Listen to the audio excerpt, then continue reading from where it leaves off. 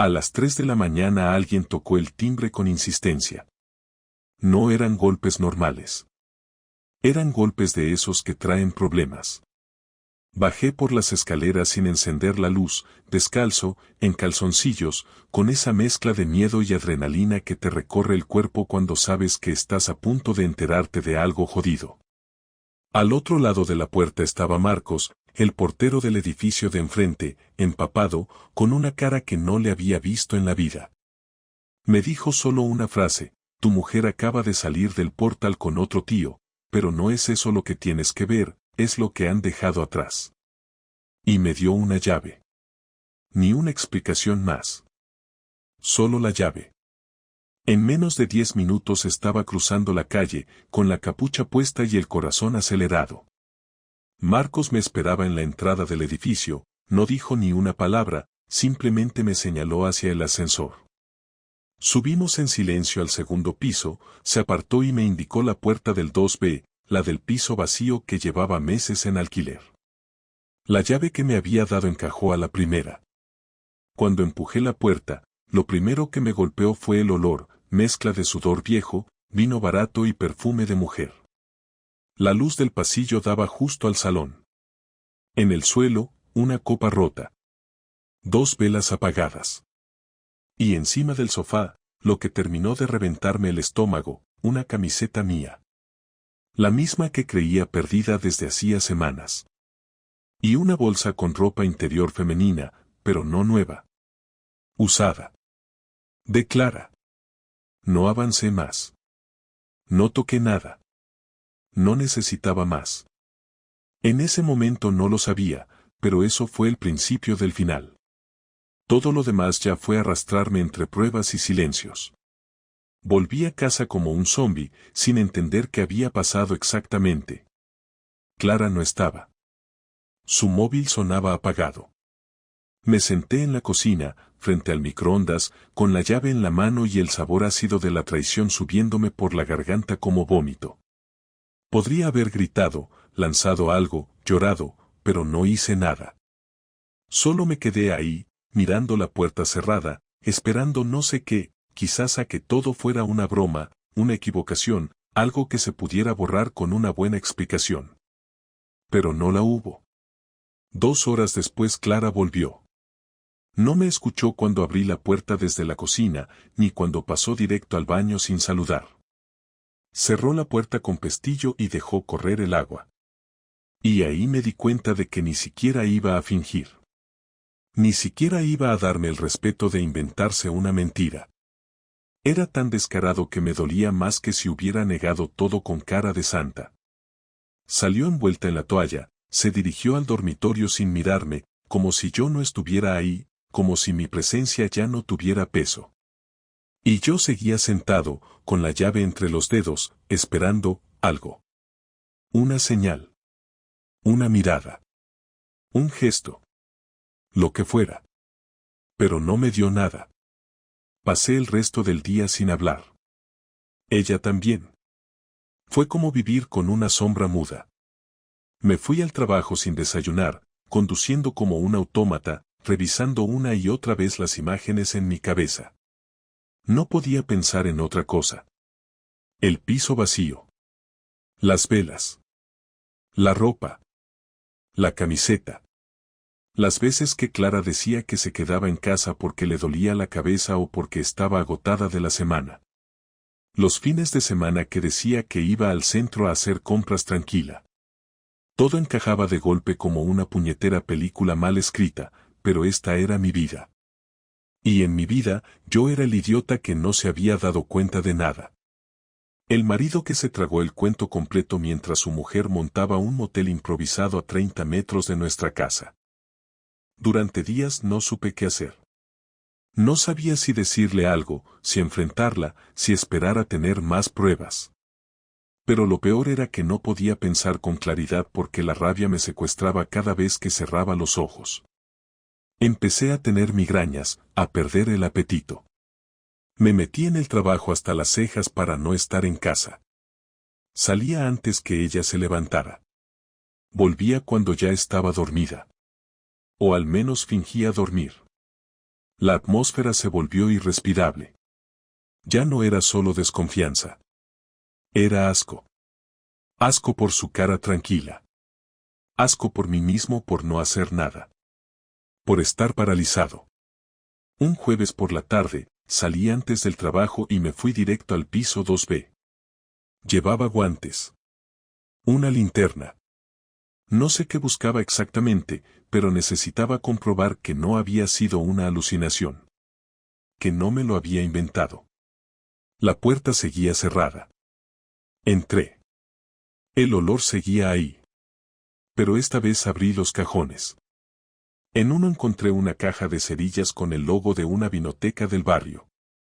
En otro, una nota arrugada que decía, jueves, 20, como siempre. Con esa letra redonda que reconocería entre mil, Clara. Me senté en el sofá donde seguramente ella había estado con otro. Cerré los ojos. Intenté imaginarla desnuda, riéndose con alguien, besando a otro en la boca como hacía años que no me besaba a mí. Me costó. Pero lo logré. Y ese fue el momento en que algo dentro de mí se apagó. No dije nada ese día. Ni el siguiente. Pero empecé a preparar lo que vendría después. Porque si algo tengo claro en esta vida es que no voy a permitir que nadie me humille sin consecuencias. No soy violento, no soy impulsivo. Pero tengo memoria. Y tengo paciencia. Y ese fue el principio de mi venganza. La noche del jueves decidí no volver a casa. Apagué el móvil a propósito. Me metí en el coche, conduje sin rumbo por Madrid durante más de una hora y acabé aparcado frente a la vinoteca de la nota. Era pequeña, con luz cálida y una fachada de madera con letras cursivas. Desde la calle se veía el interior. Gente de oficina, parejas, camareros. Nada fuera de lo normal. Me quedé en el coche con las luces apagadas, el respaldo echado, mirando cada persona que entraba o salía. Estuve allí 45 minutos hasta que ella apareció. Clara. Entró como si fuera cliente habitual. Ni miró a los lados. No llevaba prisa, tampoco miedo. Llevaba ese bolso marrón que le regalé por su cumpleaños y el abrigo gris que siempre se ponía cuando quería parecer elegante sin esforzarse. Y detrás de ella, 3 pasos más atrás, entró él. No era un desconocido cualquiera. Lo reconocí enseguida. Andrés. El fisioterapeuta. El mismo que le trató la espalda hace 8 meses cuando tuvo aquella contractura. El mismo que una vez saludé en la puerta de casa y me pareció demasiado simpático. No necesitaba ver más. No necesitaba verlos besarse ni tocarse ni sentarse juntos. Con verlos entrar con esa naturalidad, con esa sincronía, supe todo. Porque eso no es una aventura. Eso es costumbre. Es rutina. Es planificación. Y si hay algo peor que la infidelidad, es que esté organizada. No entré. No hice una escena. No quería que me vieran. No quería que ella tuviera la oportunidad de disimular, ni que él se riera en mi cara. Solo encendí el coche y volví a casa. En el camino iba pensando en cómo plantearlo, si empezar gritando o simplemente soltar los datos, uno por uno, sin darle oportunidad a escaparse. Pero cuanto más lo pensaba, más rabia me daba todo. La sensación de haber sido un espectador de mi propia vida mientras ella escribía otra historia en paralelo, una en la que yo no tenía ni nombre ni lugar. Entré en casa justo antes de medianoche. Me senté en el sofá y esperé. A la 1:15 se abrió la puerta. La escuché dejar las llaves, quitarse los zapatos, suspirar. Entró en el salón sin saber que yo estaba ahí. Cuando me vio, dio un pequeño salto. ¿Qué haces despierto?, preguntó, fingiendo sorpresa. No respondí. Solo la miré. Llevaba el pintalabios medio corrido y el pelo recogido con desgana, como quien no ha tenido tiempo de peinarse después de algo. Se cruzó de brazos, incómoda. Apreté la llave del piso entre los dedos, pero aún no dije nada. Me levanté despacio, me acerqué a ella y se la puse en la palma de la mano sin miramientos. ¿Qué es esto?, preguntó, ya con la voz más baja. La llave del 2B, le dije. El piso donde te follas al fisioterapeuta. Ahí se acabó el teatro. No dijo de qué hablas, ni estás loco. Solo bajó la cabeza, cerró la mano y se quedó en silencio. Ese silencio me dolió más que cualquier excusa. Porque en ese silencio estaba toda la verdad. Me giré y fui directo a la cocina. Abrí una cerveza, le di un trago y la dejé sobre la encimera. Ella me siguió. No es lo que piensas, soltó al fin, en ese tono patético que se usa cuando ya sabes que no tiene salida. No. Le respondí. ¿Entonces qué es? ¿Una sesión de estiramientos con velas? Se sentó en la silla y se tapó la cara con las manos. Yo no podía parar de mirarla. El temblor en sus dedos, las uñas mal pintadas, el reloj que le regalé en Navidad seguía brillando como si no pasara nada. Me crucé de brazos, esperando que tuviera la dignidad de hablar. No la tuvo. Fue una vez, dijo al fin, con voz débil. Mentira. Vale. Fueron 2. Bueno, algunas más. Pero no significa nada, de verdad. ¿Cuánto tiempo? Desde junio. Me eché a reír. Unas carcajadas huecas, como de enfermo. Junio. Eso eran 6 meses. 24 semanas. Más de 150 días en los que me miró a la cara cada mañana y me preparó café mientras planeaba con otro su siguiente encuentro. No pude contenerme. Agarré la silla y la lancé contra la pared. No le di a ella, no quería. Pero necesitaba romper algo. El ruido hizo que se encogiera de hombros, como si estuviera esperando que yo hiciera más.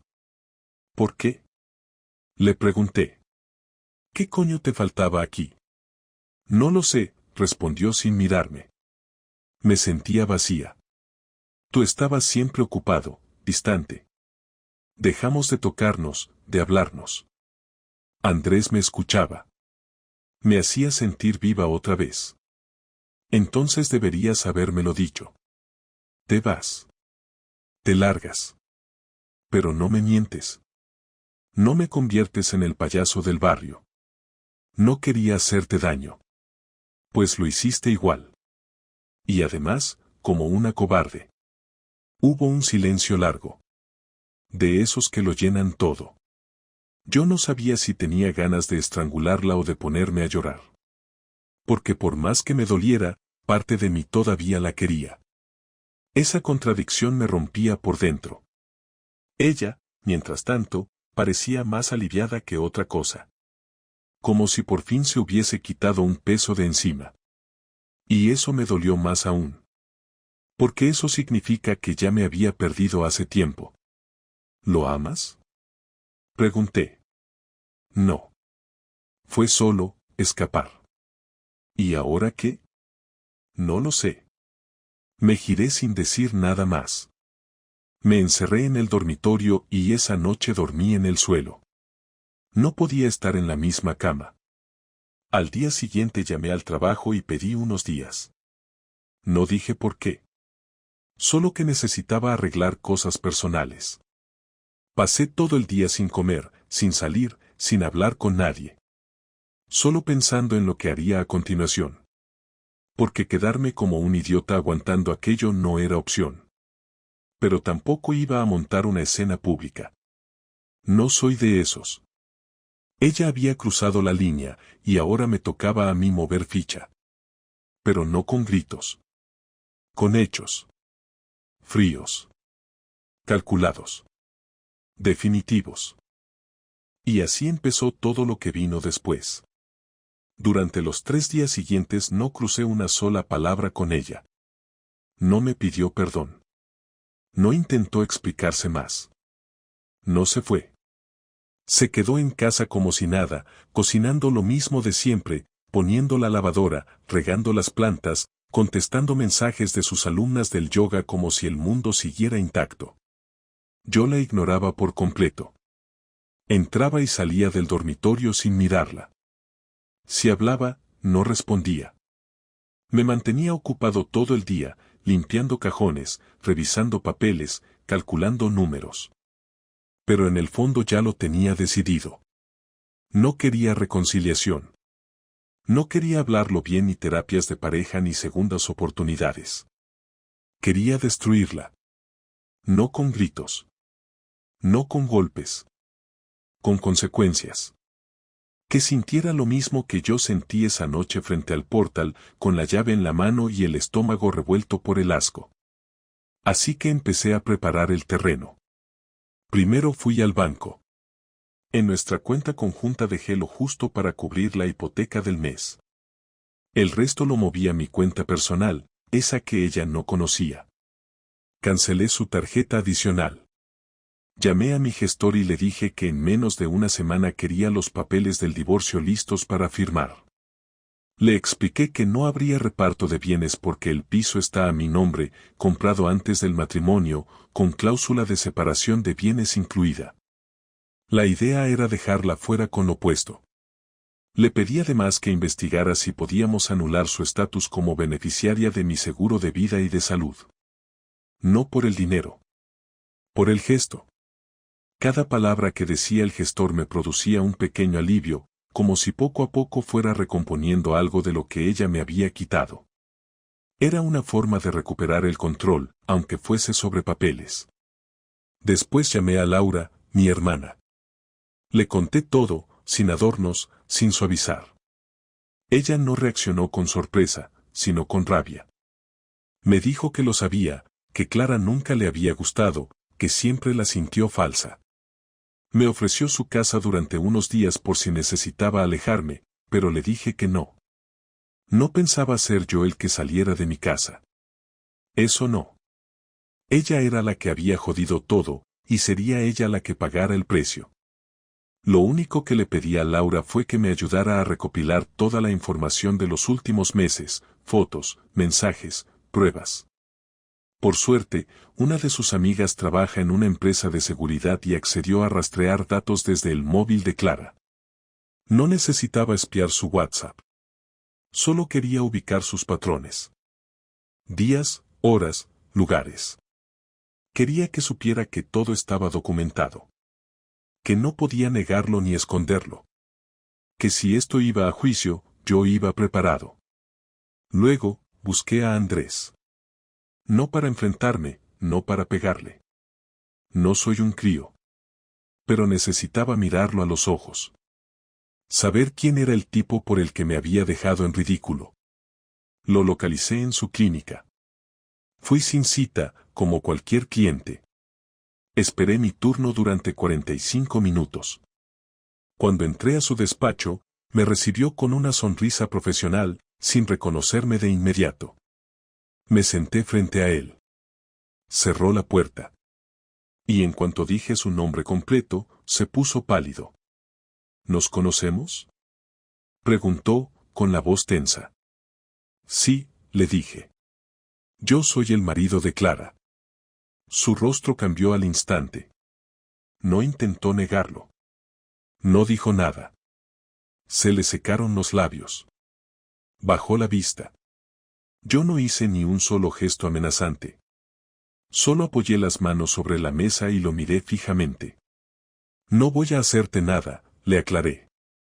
Pero quiero que entiendas algo, tú solo eras el segundo. El accesorio. El detalle. El que sobró. Mira, yo. No hables, le corté. Solo escucha. Esta historia ya terminó para ti. Vas a desaparecer. No la vas a volver a ver. No la vas a volver a llamar. No le vas a escribir. Porque si lo haces, te voy a arrastrar por los tribunales. Y tengo pruebas de sobra. Incluidas grabaciones en el piso del 2B. Cámara oculta. Legal. No las tenía, pero él no lo sabía. Se quedó inmóvil. Sudaba. Trató de decir algo, pero no lo dejé. Sé dónde vives, dónde trabajas, con quién saliste de copas el sábado pasado, y que llevas un préstamo personal abierto en ING por valor de 8.000 euros. Sé más de ti de lo que ella sabe de mí. Guardé silencio unos segundos, dejé que tragara saliva y después me levanté. Y si vuelves a acercarte, te reviento la vida, no con las manos. Con información. No respondió. Ni siquiera me acompañó a la puerta. Salí con la certeza de que no volvería a cruzarse en mi camino. A la salida, me senté en una cafetería y pedí un café solo. Me temblaban las manos, pero no de miedo. Era otra cosa. Era una especie de energía tensa que me recorría el cuerpo como una corriente. Me sentía sucio, cansado, pero más lúcido que en toda mi vida. Tenía el control. Ya no era el tipo traicionado que llora en la almohada. Era el hombre que había visto su mundo derrumbarse y decidió levantar otro sobre los escombros. Volví a casa con la cara más tranquila que pude. Clara estaba en el sofá viendo una serie. No me preguntó dónde había estado. Yo tampoco le di explicaciones. Cenamos en silencio. Se fue a dormir. Yo me quedé frente al ordenador toda la noche redactando el documento que le dejaría sobre la mesa al día siguiente. Era un resumen, las pruebas de la infidelidad, los movimientos de dinero, la copia del contrato de arrendamiento del piso donde podía quedarse si decidía irse y las condiciones del divorcio. Sin insultos. Sin amenazas. Todo legal. Preciso. Calculado. Para que cuando lo leyera, entendiera que todo lo que había hecho tenía consecuencias. Que su doble vida se había terminado. A la mañana siguiente dejé el sobre la mesa de la cocina. Me fui sin despertarla. Al mediodía me llamó al móvil. No respondí. Me escribió. Solo le contesté con un mensaje, todo está en el sobre. Léelo. Después hablamos. No hubo respuesta durante horas. Pero cuando volví esa noche, ella ya se había ido. No dejó nota. No se llevó todo.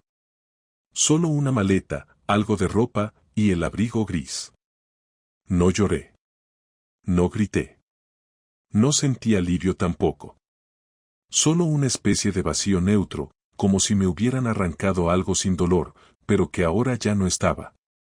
Y así empezó mi nueva vida. Solo. Sin ella. Pero con la cabeza alta. Pasaron 4 días sin saber nada de ella. No pregunté. No llamé. No la busqué. Sabía que estaba en el piso que le propuse, porque la copia de la llave que dejé junto con el contrato no estaba sobre la mesa cuando volví del trabajo.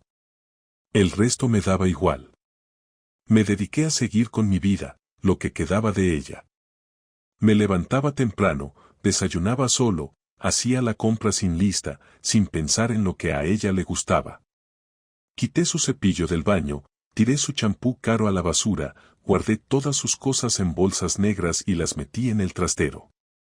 No porque me molestaran, sino porque ya no tenían sentido. El sábado por la tarde fui a visitar a mis padres. Les conté la verdad, o al menos una versión editada, que Clara me había sido infiel, que la había descubierto, que ya no estábamos viviendo juntos. No les di más detalles. Mi madre me miró sin decir mucho, solo me puso una mano en el brazo. Mi padre hizo lo de siempre, asentir en silencio, como si entendiera más de lo que parecía. Al volver, tenía un mensaje en el móvil. Era ella. ¿Podemos vernos a hablar? Necesito hacerlo. Solo eso. Lo leí 3 veces antes de contestar. Le dije que sí, que viniera al piso al día siguiente a las 6 de la tarde. No porque quisiera verla. No porque me importara lo que tuviera que decir. Sino porque necesitaba cerrar el asunto de frente. Mirarla una última vez. Decirle lo que no dije los primeros días por el shock. Quería dejar claro que ya no quedaba nada. Llegó puntual, con la misma expresión con la que entraba al salón los domingos por la mañana cuando aún éramos pareja, tranquila, contenida, como si nada la tocara. Llevaba vaqueros, una camiseta blanca sin adornos y el pelo recogido en una coleta. Nada de maquillaje. Me pidió permiso con la mirada para entrar, como si no conociera cada rincón de esa casa. Le dije que pasara. No nos dimos la mano, ni 2 besos, ni contacto físico.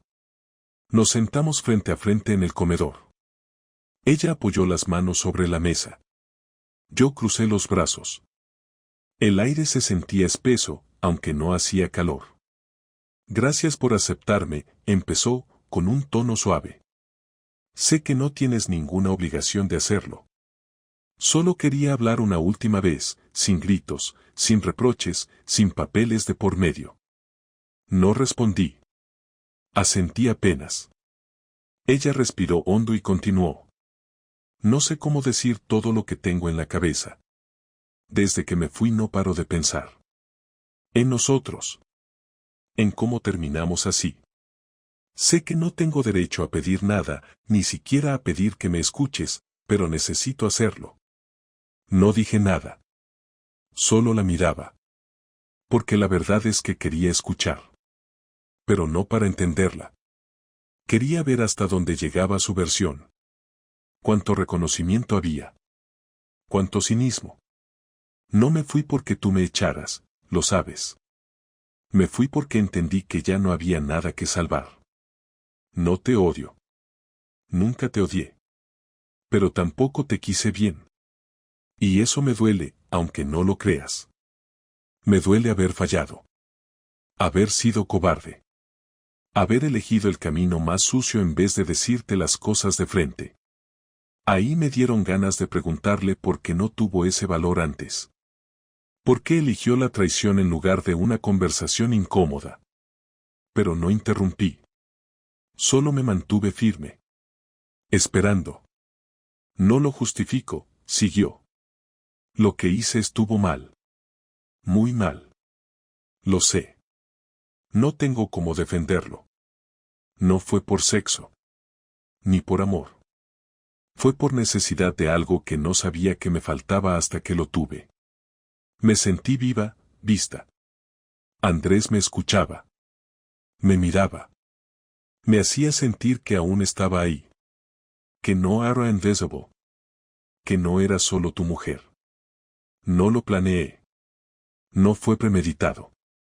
Pero una vez que empezó, no supe parar. Si supiste, la interrumpí por primera vez. Porque cada vez que volviste a casa, cada vez que me miraste a la cara, tuviste la opción de decirme la verdad. No lo hiciste. No fue una vez. No fue un error. Fue una elección constante. Todos los días. Durante meses. No respondió. Bajó la cabeza. Me hizo pensar que tal vez por primera vez en mucho tiempo estaba sintiendo algo parecido a culpa. Tienes razón, dijo al fin. No puedo discutirlo. No hay excusa. ¿Por qué viniste? Porque necesitaba decírtelo en persona. No me voy a pelear por nada. Puedes quedarte con todo. Yo no quiero nada. Solo quiero que sepas que, aunque lo estropeé todo, no fue por odio. No fue por hacerte daño. Fue por no saber cómo vivir contigo sin sentirme muerta por dentro. ¿Y te sentías muerta por mi culpa? No. Me sentía muerta porque me perdí a mí misma. Y tú tampoco ayudaste. Nos perdimos los dos. Nos volvimos dos desconocidos que compartían espacio. Y cuando ya no sentí que te importaba, busqué algo fuera. Lo hice mal. Pero fue eso. Nunca pediste que me importara, le dije. Solo esperaste que lo adivinara. Y cuando no pasó, me reemplazaste. Hubo un silencio largo.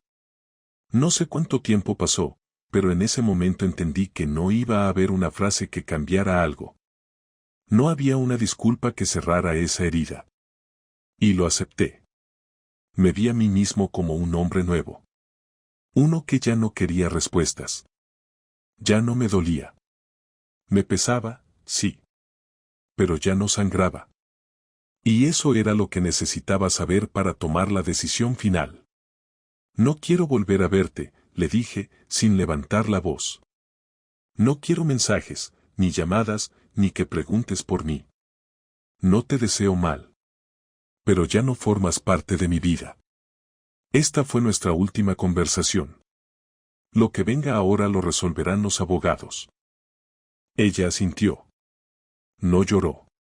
No se arrastró. No pidió otra oportunidad. Se levantó, se colgó el bolso al hombro, caminó hasta la puerta y se detuvo un segundo. Espero que algún día puedas perdonarme. No respondí. No le debía ni una palabra más. Cerré la puerta detrás de ella, apoyé la frente en la madera unos segundos y sentí una especie de paz extraña. No alivio. No felicidad. Solo paz. Porque por fin se había terminado. Porque ya no había más dudas. Ya no había más versiones. Solo una realidad. Clara estaba fuera de mi vida.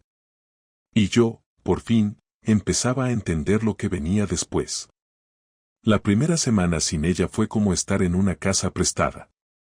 Dormía en la misma cama, usaba los mismos platos, abría los mismos armarios, pero todo parecía fuera de lugar, como si nada encajara exactamente donde debía. No sentía tristeza ni rabia, solo una incomodidad persistente, como una ropa que no te queda mal pero no te representa. Me levantaba con el despertador, me duchaba, desayunaba, salía a trabajar, volvía al final del día, cenaba, veía algo en la tele, me acostaba, y al día siguiente lo mismo. La rutina no era difícil, pero había algo en el aire que pesaba. No era la ausencia de Clara, era el eco de su presencia. Todo estaba impregnado de ella, incluso lo que no le pertenecía. Su olor ya no estaba, pero todavía era capaz de recordarlo si me concentraba. A veces abría el armario y me encontraba alguna de sus cosas que se me había pasado guardar. Una bufanda, un bote de crema, una libreta con anotaciones de su clase de yoga. Las fui tirando poco a poco, sin ceremonia. No porque me dolieran, sino porque no quería dejar ni un solo resto de lo que ya no existía. Lo más difícil no fue estar solo. Fue empezar a entender quién era yo sin ella. No como hombre, ni como exmarido. Como persona. Porque llevaba tanto tiempo siendo nosotros que me había olvidado de yo. Empecé a notar cosas que antes no percibía. Que comía por costumbre más que por hambre. Que usaba palabras que no eran mías, sino heredadas de nuestra convivencia. Que había dejado de hacer muchas cosas que me gustaban porque a ella no le interesaban o porque simplemente no encajaban en nuestra agenda. Volví a leer por las noches, algo que no hacía desde hacía años. Compré libros sin pensar si le parecerían aburridos o demasiado fríos. Volví a escuchar los discos que solía poner cuando vivía solo, esos que ella odiaba porque le parecían repetitivos. Me sentaba en el sofá con una copa de vino y dejaba que pasara el tiempo sin apuro. Al principio me costaba mantenerme quieto, como si necesitara justificar cada minuto que no estuviera ocupado. Pero con los días empecé a tolerar el silencio. Y después de un tiempo, incluso a disfrutarlo. Hubo momentos incómodos. Situaciones en las que me encontraba a punto de contarle algo a Clara por costumbre, como cuando veía una noticia absurda en internet o cuando me pasaba algo en el trabajo. Cogí el móvil por impulso y justo antes de escribir recordaba que ya no tenía que hacerlo. No porque estuviera prohibido, sino porque ya no tenía sentido. Dejé de mirar sus redes sociales desde el segundo día que se fue. No me interesaba ver con quién estaba, ni si lloraba, ni si sonreía, ni si publicaba frases sobre el karma. No era orgullo, era higiene mental. No quería alimentar la parte de mí que se moría por una explicación que ya había recibido. Tampoco sentía curiosidad por Andrés. Me daba igual si seguía viéndolo o si había desaparecido de su vida. Él ya no era mi problema. Ella tampoco. Lo único que me importaba era entender cómo había terminado tan ciego, tan perdido, sin darme cuenta de que la relación se había podrido mientras yo seguía firmando los recibos del supermercado como si nada. Mis amigos más cercanos empezaron a invitarme a salir. Al principio me negué, les decía que estaba cansado, que tenía trabajo pendiente, cualquier excusa. Pero uno de ellos, Iván, me insistió tanto que un viernes accedí a tomar una cerveza. Fuimos a un bar cerca del centro, uno que solíamos frecuentar en la época en que Clara y yo empezábamos. Me sorprendió darme cuenta de que ya no me afectaba estar en un lugar con recuerdos compartidos. Pedí una cerveza, hablé con normalidad, me reí un par de veces, no fingí nada. Iván me preguntó cómo estaba y le dije la verdad. Que no me dolía, pero tampoco me sentía entero. Que no necesitaba consuelo, pero que agradecía el silencio. Me entendió. No me dio consejos, no me dijo que el tiempo lo cura todo. Solo brindó conmigo y cambió de tema.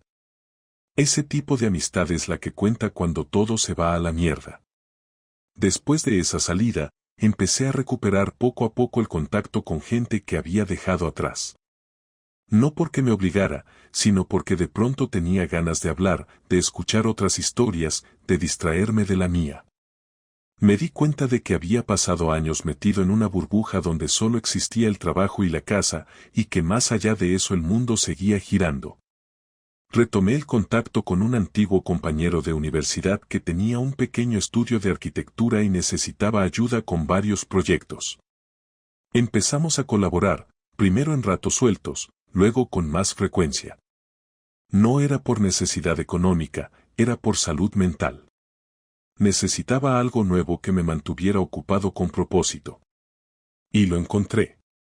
No pensé en iniciar otra relación. Ni siquiera en conocer a alguien. El simple hecho de imaginarme explicándole a otra persona todo lo que había pasado me producía cansancio. Tampoco quería rellenar vacíos. Quería vaciarme del todo primero. Saber que podía estar solo sin estar roto. Y en eso estaba cuando un día cualquiera, mientras volvía del trabajo, me encontré con Clara en la calle. Fue un encuentro casual, sin previo aviso. Ella venía caminando en dirección contraria, sola, con una bolsa de tela en la mano. Cuando me vio, se detuvo. Yo también. No nos dijimos nada durante los primeros segundos. Ella fue la primera en hablar. Hola. Hola. ¿Cómo estás? Bien. Mejor. Asintió. No se acercó, no me tocó. Se mantuvo a 2 metros. Estaba más delgada, pero no parecía mal. Tampoco bien. Solo neutral. Yo también estoy mejor, dijo. Quería que lo supieras. Me alegro. Se hizo otro silencio. Esta vez más corto. Ella buscó algo más que decir, pero no lo encontró. Y yo no quise forzarlo. Bueno, me alegro de haberte visto, añadió. Igualmente. Nos sonreímos apenas. Cada uno siguió su camino. No volví a verla. Y tampoco sentí necesidad de hacerlo. No porque me diera igual. Sino porque ya había terminado. Pasaron 2 meses desde aquel encuentro casual en la calle. No volvimos a cruzarnos. No recibí mensajes suyos. Tampoco llamadas. Todo quedó congelado, tal y como lo dejé. El trámite del divorcio fue rápido. Clara firmó sin discutir ninguna de las cláusulas. No pidió nada. No mencionó el dinero. No discutió lo del piso. Firmó y se fue. Me llegó la notificación del juzgado una semana después. Estado civil, divorciado. Cerré el sobre, lo dejé encima del escritorio y me preparé un café como si no fuera gran cosa. Porque ya no lo era. Cuando ya no hay más sentimiento, el papel solo confirma lo que ya es evidente. No sentí alivio, ni felicidad, ni liberación. Solo confirmación. El proceso estaba terminado. La historia estaba cerrada. No había vuelta atrás. El primer fin de semana sin ninguna carga legal ni emocional fue igual a los anteriores. Me levanté temprano, fui al mercado, cociné solo, comí en silencio, escuché música sin filtros, salí a caminar sin destino. Ya no pensaba en ella. No porque lo hubiese superado de forma milagrosa, sino porque ya no había nada que pensar. Las preguntas se habían terminado. Las imágenes en la cabeza se habían apagado. Las conversaciones imaginarias ya no tenían sentido. Cada vez que mi mente intentaba volver a lo ocurrido, lo hacía sin emoción. Como si estuviera recordando una historia que no me pertenecía del todo. Sabía que era mía. Pero ya no la vivía como algo personal. Era un hecho, como tantos otros. Me dolió, sí. Me rompió, también. Pero ya estaba lejos. Empecé a reordenar cosas. No en la casa. En mí. Cambié algunos hábitos. Me apunté al gimnasio sin avisar a nadie. Volví a escribir en mi tiempo libre, algo que hacía años había dejado. No cosas profundas, solo ideas, observaciones, listas. Me compré un cuaderno nuevo y lo llené de frases sueltas, tareas, notas mentales. También empecé a salir más. Sin exagerar.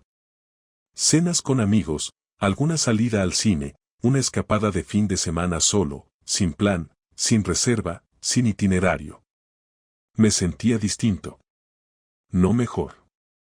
No peor. Solo distinto. Como si después de haber sido derrumbado, el edificio que ahora estaba de pie ya no fuera el mismo. Tenía otra distribución, otras ventanas, otras reglas. Una tarde me llamó Laura, mi hermana. Me preguntó cómo estaba y le respondí lo mismo que les digo a todos, bien. Pero como me conoce, insistió. Le dije que no necesitaba hablar. Que ya lo había hecho conmigo mismo. Que no había odio. Que tampoco había perdón. Que simplemente ya no me importaba. Se quedó callada unos segundos y luego me dijo algo que me sorprendió. No sé cómo has aguantado todo con tanta frialdad. Cualquier otro se habría roto del todo. Le respondí que sí me rompí. Solo que aprendí a recoger los pedazos sin hacer ruido. No porque fuera fuerte. Sino porque no tenía otra opción. Nadie venía a rescatarme. Nadie iba a curarme. Así que lo hice solo. Me preguntó también si pensaba volver a enamorarme. Me reí. No por burla. Por cansancio. No estaba en mis planes. No lo necesitaba. No lo buscaba. Le dije que si algún día pasaba, que pasara. Pero que no estaba en eso. Que no me interesaba empezar otra historia con alguien si todavía no sabía cómo escribir el final de la anterior. Que no quería proyectar nada con nadie sin estar completamente vacío de la anterior vida. Y aún quedaban restos. Aunque no lo confesara, lo sabía. Todavía quedaban rastros de la versión de mí que aguantó años de silencio, de rutina, de indiferencia. Esa versión aún vivía en pequeños gestos, en decisiones automáticas, en formas de pensar que no eran completamente mías. Así que no. Todavía no era el momento. Un mes después, recibí una carta en el buzón. Era de Clara. No una postal, no un sobrefrío con firma. Una carta escrita a mano, en 2 hojas. Me costó un rato decidir si abrirla o no. Al final lo hice. No por curiosidad, sino por necesidad de cerrar incluso lo que no había pedido. Era una carta honesta, seca, sin dramatismo. No pedía nada. No justificaba nada. Solo contaba cómo estaba. Decía que había vuelto a vivir con su madre, que estaba trabajando menos horas, que había dejado de ver a Andrés, que no había vuelto a buscar a nadie. No como excusa. Solo como hecho. Me decía que no esperaba una respuesta, que no sabía si estaba bien escribir, pero que sentía que debía hacerlo. Que no para recuperar nada. Solo para terminar lo que dejó abierto. Agradecía los años juntos. Aceptaba su error. Y decía que, aunque había arruinado mucho, no todo había sido mentira. Firmaba con su nombre, sin corazones, sin firmas decoradas, sin postdatas sentimentales. No respondí. No porque me pareciera mal. Al contrario. Me pareció justo. Correcto. Pero ya no necesitaba continuar ninguna conversación. No sentía que tuviera algo más que decir. Guardé la carta en un cajón, no por apego, sino por registro. Porque formaba parte de algo que viví. Y aunque no me definía, fue parte de mi historia. Hoy han pasado 5 meses desde que se fue. Mi vida no es espectacular. No hay momentos de película. No hay giros emocionantes. Hay paz. Hay silencio. Hay orden. Y eso es suficiente. Trabajo, descanso, pienso, tomo café solo, camino por la ciudad con auriculares, me siento en banco sin mirar el móvil, escucho conversaciones ajenas en terrazas. No espero nada. No persigo nada. Solo estoy. Y a veces eso es todo lo que uno necesita. No aprendí grandes lecciones. No me volví sabio. No escribí un libro. No encontré un propósito nuevo. Solo me di cuenta de algo simple, que hay cosas que terminan, y que no hay que entenderlo todo. Que no todo se arregla. Que no todo se supera con fuerza de voluntad. Hay dolores que no se curan. Solo se enfrían. Hay traiciones que no se olvidan. Solo se archivan. Y hay amores que no mueren, pero que ya no caben en tu casa. Eso fue todo. Ella se fue. Yo me quedé. Pero ya no soy el mismo que estaba cuando todo se rompió. Y eso, al menos para mí, es suficiente.